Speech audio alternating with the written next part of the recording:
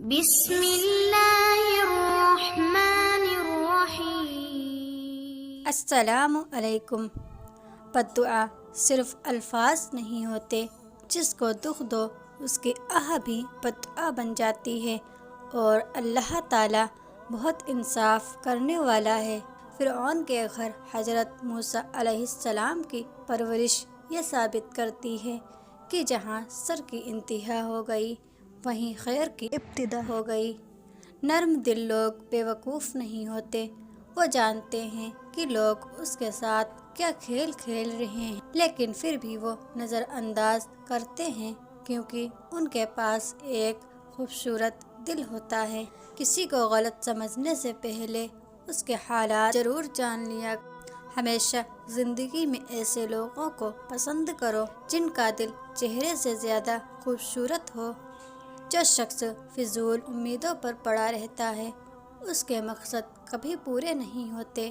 خوشیاں چاہتے ہو تو خوشیاں بانٹو۔ جو دوسروں کو خوشیاں بانٹتا ہے اسے اللہ پاک خوش رکھتا ہے۔ دل کے اندر اتنی جگہ پیدا کرو کہ تمہارے اس دل میں دوسروں کے راز سما جائیں۔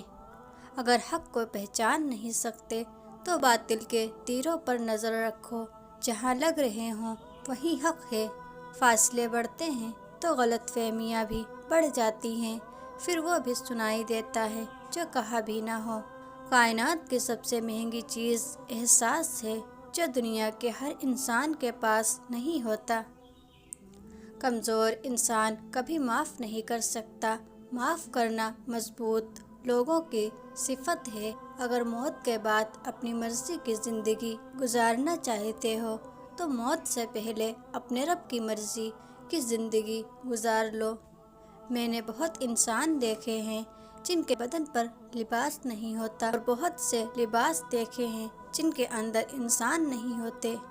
زندگی کا کھیل بھی شطرنج کی طرح ہوتا ہے۔ انسان ہارتا بھی اسی سے ہے جس پر اسے سب سے زیادہ بھروسہ ہوتا ہے۔ اگر کامیابی چاہتے ہو تو ہمیشہ سچ بولا کرو اور بلا ضرورت بات نہ کیا کرو۔ زندگی میں سادگی اپناؤ۔ جتنی سادہ تمہاری زندگی ہوگی اتنی ہی پریشانی کم ہوگی۔ جو شخص اللہ کا نافرمان ہو اس سے کبھی خیر کی امید نہیں رکھنی چاہیے۔ اللہ کو سب سے زیادہ وہ لوگ پسند ہیں جو اپنی غلطیوں کو مان لیتے ہیں اور اللہ کی مرضی کے آگے جھک جاتے ہیں۔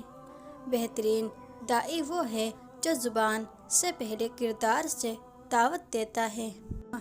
اگر اللہ کبھی کچھ مانگنے کا موقع دے تو اپنے گناہوں سے معافی اور جنت الفردوس مانگو۔ جب تمہارے دل میں کسی کے لیے نفرت پیدا ہونے لگے تو اس کی اچھائیوں کو یاد کرو۔ جو اللہ سے نہیں مانگتا وہ سب سے مانگتا ہے، اس لیے اپنے آپ کو اللہ سے مانگنے والا بنائیے۔ مشکلات سے نہ گھبراؤ کیونکہ مشکلات ہی انسان کو انسان بناتی ہے۔ والدین کا سب سے بڑا تحفہ بچوں کے لیے یہ ہے کہ انہیں اچھی تعلیم و تربیت دے۔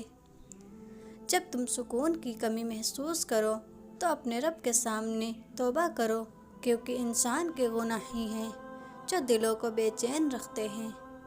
جب آدمی اکیلا ہو تو اپنے خیالات کو قابو میں رکھے، اور جب محفل میں ہو تو اپنی زبان قابو میں رکھو۔